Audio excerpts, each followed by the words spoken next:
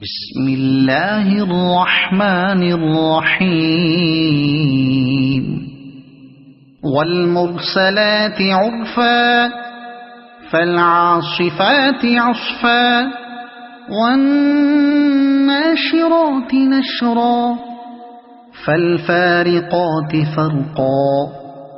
فالملقيات ذكرا عذرا أو نذرا إنما توعدون لواقع فإذا النجوم طمست وإذا السماء فرجت وإذا الجبال نسفت وإذا الرسل أقتت لأي يوم أجلت ليوم الفصل وما أدراك ما يوم الفصل ويل يومئذ للمكذبين ألم نهلك الأولين ثم نتبعهم الآخرين كذلك نفعل بالمجرمين ويل يومئذ للمكذبين ألم نخلقكم من ماء مهين فجعلناه في قرار مكين إلى قدر معلوم فقدرنا فنعم القادرون ويل يومئذ للمكذبين ألم نجعل الأرض كفاتا أحياء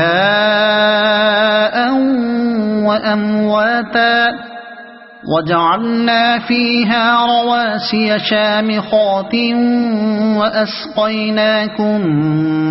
ماء فراتا ويل يومئذ للمكذبين انطلقوا إلى ما كنتم به تكذبون انطلقوا إلى ظل ذي 3 شعب لا ظليل ولا يغني من اللهب إنها ترمي بشرر كالقصر كأنه جمالة صفر ويل يومئذ للمكذبين هذا يوم لا ينطقون ولا يؤذن لهم فيعتذرون ويل يومئذ للمكذبين هذا يوم الفصل جمعناكم والأولين فإن كان لكم كيد فكيدون ويل يومئذ للمكذبين إن المتقين في ظلال وعيون